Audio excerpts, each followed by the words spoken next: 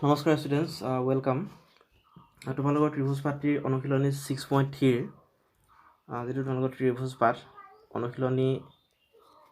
6.3 11 number যিটো question আছে হয়নে 11 নম্বৰ যিটো কুৱেশ্যন আছে তোমালোকে চোৱা কিতাপখন উলিয়াই লোৱা আৰু চোৱা কুৱেশ্যনটো যে A B C সমদ্বিবাহু ত্ৰিভুজৰ A B is equal A C আৰু চি বিৰ বৰ্ধিত অংশত ই এটা বিন্দু হয়নে যদি এ ডি লম্ব বি চি আৰু ই এফ লম্ব এ চি তেন্তে প্ৰমাণ কৰা যে ত্ৰিভুজ এ বি ডি সদৃশ ত্ৰিভুজ ই চি এফ এইটো অংক ইমান টান নহয় একেবাৰে ইজি হয় তোমালোকে জাষ্ট মন দিবা আৰু ইমান দীঘলো নহয় ছুটি হয় বহুত এই কথাটো ভালকৈ মন দিবা মই জাষ্ট বুজাইহে কম কথাখিনি আৰু যিখিনি আখৰ লিখিবলগীয়া আছে সেইখিনি মই মুখেৰে কৈ যাম তোমালোকে ভিডিঅ'টো প'ষ্ট কৰি লিখি ল'বা কিন্তু মই ইয়াতে যিহেতু স্ক্ৰীণখন বহুত সৰু হয় লিখিব দিগদাৰ গতিকে মই যিখিনি মেইন বস্তু সেইখিনিহে মই তোমালোকক ইয়াতে কৰি দেখুৱাম গতিকে এতিয়া বস্তুটো মই আৰম্ভ কৰোঁ এতিয়া ফাৰ্ষ্ট থাকিব লাগিব ফিগাৰটো ইয়াত অলৰেডি তোমালোকৰ কিতাপত অলৰেডি ফিগাৰটো দিয়া আছে ইয়াতে চিত্ৰটো দিয়া আছে চিত্ৰ 6.40 গতিকে মই ইয়াতে চিত্ৰটো আঁকিবলৈ চেষ্টা কৰিছোঁ আমাক দিয়া আছিলে যে এ বি চি এটা সমদ্বিবাহু ত্ৰিভুজ মানে সমদ্বিবাহু ত্ৰিভুজ মানে হৈছে কি যিবিলাক ত্ৰিভুজৰ দুটা বাহু সমান হয় এনেকুৱা ধৰণৰ এটা ত্ৰিভুজ এইটো হৈছে এ বি আৰু চি হয়নে এ বি চি এটা হৈছে সমদ্বিবাহু ত্ৰিভুজ য'ত ইয়াতে A B is equal A C ঠিক আছে নে ইয়াতে মানে তোমাৰ এ বি আৰু এ চি বাহু দুটা সমান গতিকে মই তোমালোকক এতিয়াই মই কৈ লওঁ এটা কথা যে এটা সমদ্বিবাহু ত্ৰিভুজৰ কি হয় যিকেইটা বাহু সমান হয় সেই বাহুকেইটাৰ বিপৰীত কোণকেইটাও সমান হয় মানে ইয়াতে তোমাৰ এ চি বাহুৰ বিপৰীত কোণ হৈছে এইটো আৰু ইয়াতে তোমাৰ এ বি বাহুৰ বিপৰীত কোণ হৈছে এইটো গতিকে যিহেতুকে আমাৰ ইয়াতে এ বি সমান এ চি হ'ল হয়নে গতিকে আমি লিখিব পাৰিম যে ইয়াতে এংগল এ বি চি হৈছে কোনটো এইটো হৈছে এংগল এ বি চি সমান এংগল এ চি বি এইটো হৈছে তোমাৰ এংগল এ চি বি গতিকে সেইটো হৈছে কথা মই তোমালোকক এইটো ফাৰ্ষ্ট কৈ লৈছোঁ মানে কাৰণ আগলৈকে এই বস্তুটো মানে ইউজ হ'ব অংকটোত মই যেতিয়া অংকটো কৰি থাকিম তেতিয়া মানে এই বস্তুটো ইউজ হ'ব সেইকাৰণে তোমালোকক মই এই বস্তুটো আগতীয়াকৈ কৈ লৈছোঁ গতিকে নেক্সট ইয়াৰ পিছৰ কাহিনী হ'ল কি আমাক মানে প্ৰশ্নত কৈছে কি যে চি বিৰ বৰ্ধিত অংশত অৰ্থাৎ চি বি বাহুক মানে কি কৰা হয়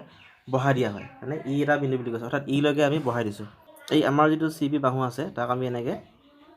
এইটো বঢ়াই দিলোঁ ইলৈকে ঠিক আছে নে এইটো হৈছে তোমাৰ ই বিন্দু এতিয়া আকৌ আমাক কৈছে যে ইয়াতে যদি এ ডি লম্ব বি চি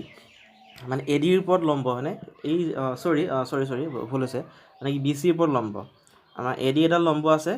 এই যদি আমাৰ বি চি বাহু আছে এইটো আমাৰ যদি বি চি বাহু আছে তাৰ ওপৰত তোমাৰ এই এৰ পৰা এডাল লম্ব টানিছে এনেকৈ বি চিলৈকে আৰু ইয়াতে ডিত কাটিছে মানে এ ডিডাল বি চিৰ ওপৰত লম্ব এইটো কথা তাৰপৰা নেক্সট আহিছে কি কৈছে যে ই এফ লম্ব এ চি চ' ইৰ পৰা এডাল লম্ব টানিছে এই এ চিলৈকে ইৰ পৰা এনেকৈ এডাল লম্ব টানিছে পূৰা এ চিলৈকে চ' এডাল হৈছে তোমাৰ ই এফ এতিয়া আমি দেখুৱাব লাগে যে আমাক কৈছে তেন্তে প্ৰমাণ কৰা যে ত্ৰিভুজ এ বি ডি সদৃশ ত্ৰিভুজ E C F A B D কোনটো ইয়াতে এইটো হ'ল আমাৰ এইটো হৈছে আমাৰ এ বি ডি ত্ৰিভুজ ঠিক আছে তাৰপৰা ই এফ চি ত্ৰিভুজ কোনটো চৰি ই চি এফ একেটা কথা বাৰু হ'লেও আমি ই চি এফ বুলি ক'লে ভাল হ'ব ই চি এফ ত্ৰিভুজ কোনটো ই চি এফ ত্ৰিভুজ হৈছে আমাৰ এইটো ইৰ পৰা যদি টানো আমি এনেকৈ ই চি এফ এইকেইটা ত্ৰিভুজ আমি এই ত্ৰিভুজকেইটা আমি সদৃশ বুলি দেখুৱাব লাগে ঠিক আছেনে ইয়াত তোমাৰ যিহেতুকে এ ডি লম্ব বি চি গতিকে তোমাৰ এই কোণটো হ'ব 90 ডিগ্ৰী চিধা হয়নে আকৌ যিহেতুকে এতিয়া ই এফডাল এ চিৰ ওপৰত লম্ব গতিকে তোমাৰ এই কোণটো হ'ব চিধা 90 ডিগ্ৰী এনেকৈ কথা তোমালোকে মনত ৰাখিবা গতিকে এইকেইটা হৈছে কথা এতিয়া নেক্সট আমি সদৃশ কৰিব লাগে এতিয়া ঠিক আছে নে ইয়াত তোমালোকৰ প্ৰশ্ন যিখিনি দিয়া আছে সেইখিনি লিখি ল'বা আৰু শেষত লিখিবা যে প্ৰমাণ কৰিব লাগে যে ত্ৰিভুজ এ বি ডি সদৃশ ত্ৰিভুজ ই চি এফ এইখিনি লিখাৰ পিছত তোমালোকে লিখিবা প্ৰমাণ আৰু ইয়াতো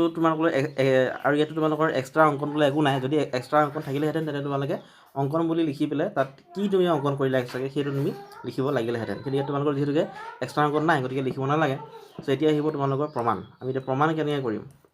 যে ত্ৰিভুজ এ বি ডি আৰু ত্ৰিভুজ ই চি এফৰ পৰা পাওঁ ত্ৰিভুজ এ বি ডি আৰু ত্ৰিভুজ ই চি এফৰ পৰা পাওঁ আমি এতিয়া কি পাম ইয়াতে আমি আমাৰ তোমাৰ ত্ৰিভুজৰ সদৃশতাৰ চৰ্ত বহুত আছে অৰ্থাৎ যেতিয়া তোমাৰ কি হয় ত্ৰিভুজৰ দুটা কোণ অৰ্থাৎ দুটা অনুৰূপ কোণ সমান হয় তেতিয়া ত্ৰিভুজ দুটা সদৃশ হয় অৰ্থাৎ দুটা অনুৰূপ কোণ সমান হোৱাৰ লগে লগে কি হয় আন দুটা কোণো কি হৈ যায় সমান হৈ যায় সেই বস্তু অৰ্থাৎ তোমাৰ তিনিটা কোণো সমান হৈ যায় তিনিটা অনুৰূপ কোণো কি হৈ যাব অৰ্থাৎ তিনিযোৰ অনুৰূপ কোণো কি হৈ যাব সমান হৈ যাব। গতিকে ইয়াতে যদি আমি দেখাব পাৰোঁ যে দুযোৰ অনুৰূপ কোণ সমান, তেন্তে ত্ৰিভুজ দুটা সদৃশ হ'ব, সেইটোৱে কথা। গতিকে ইয়াত চোৱা, তোমালোকৰ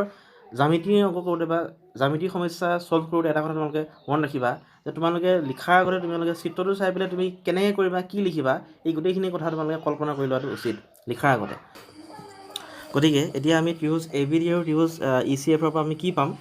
ফাৰ্ষ্ট আমি পাম যে আমি এটা চৰ্ত পাম, সেইটো হৈছে তোমাৰ কি, এংগল ABD অৰ্থাৎ তোমাৰ এই কোণটো হয়নে, angle ABD equal angle FCE, angle ECF হ'ব, ECF এই বস্তুটো হয়নে, angle ABD equal angle ECF। এতিয়া তোমাৰ এই কোণকেইটা কিয় সমান হ'লে, মই তোমালোকক যেতিয়া মোক এইটো অংকটো কৰা আৰম্ভ কৰিছিলোঁ তেতিয়া তোমালোকক মই কৈছিলোঁ যে তোমাৰ যিহেতুকে কি আছিলে AB আৰু AC সমান আছিলে ইয়াতে হয়নে, আৰু যিহেতুকে তোমাৰ ABC এটা সমদ্বিবাহু ত্ৰিভুজ, গতিকে ইয়াতে AB সমান AC, আৰু এই AB সমান AC সমান হোৱাৰ কাৰণে কি হ'ল, ইহঁতৰ বিপৰীত কোণকেইটাও সমান, মানে ACৰ অপজিট এংগল হৈছে এইটো, আৰু ইফালে ABৰ অপজিট এংগল হৈছে এইটো। গতিকে এইটো আছিলে আমাৰ এংগল ACB হয়নে নহয়, এইটো হৈছে আমাৰ এংগল ACB কোণটো, কিন্তু এইটো কোণেওতো এংগল FCEটো হয় হয়নে, সেইটোৱে কথা। এই কোণটোৱে তোমাৰ এংগল FCEও হয় বা ECFও হয় সেই বস্তুটো। গতিকে আমি সেইকাৰণে লিখিছোঁ যে এংগল ABD সমান এংগল ECF। চ' এইটো হ'ল তোমাৰ প্ৰথম চৰ্ত। তাৰপৰা নেক্সট চৰ্ত আহিলে কি তোমাৰ, ইয়াতে কি হ'ব, আমাৰ এংগল ADB সমান এংগল EFC এই বস্তুটো হয়নে, আৰু এইটো কিহৰ কাৰণে সমান হ'ব, এইটো সমান হ'ব তোমাৰ যিহেতু ইহঁতে সমকোণ দুইটা। আমাক কোৱা হৈছিলে যিহেতুকে তোমাৰ ABডাল হৈছে BCৰ ওপৰত লম্ব, আকৌ তোমাৰ EFডাল হৈছে তোমাৰ ACৰ ওপৰত লম্ব, তোমাৰ লম্ব হ'লে যিহেতুকে কি সদায় 90 ডিগ্ৰী কোণৰ সৃষ্টি কৰে। গতিকে এই কোণটো আছিলে 90 ডিগ্ৰী আৰু এই কোণটো আছিলে 90 ডিগ্ৰী, সেইকাৰণে আমি দুইটা সমকোণ কাৰণে ইহঁতক আমি সমান লিখিছোঁ। চ' ব্ৰেকেটত লিখি দিবা সমকোণ বুলি, এনেকৈ সমকোণ বুলি লিখি দিবা। আৰু এই আমাৰ প্ৰথম যিটো চৰ্ত আছিলে ইয়াৰ কাষত লিখি দিবা যিহেতু AB সমান AC বুলি, বাছ ঠিক আছে না। চ' এতিয়া আমাৰ যিহেতুকে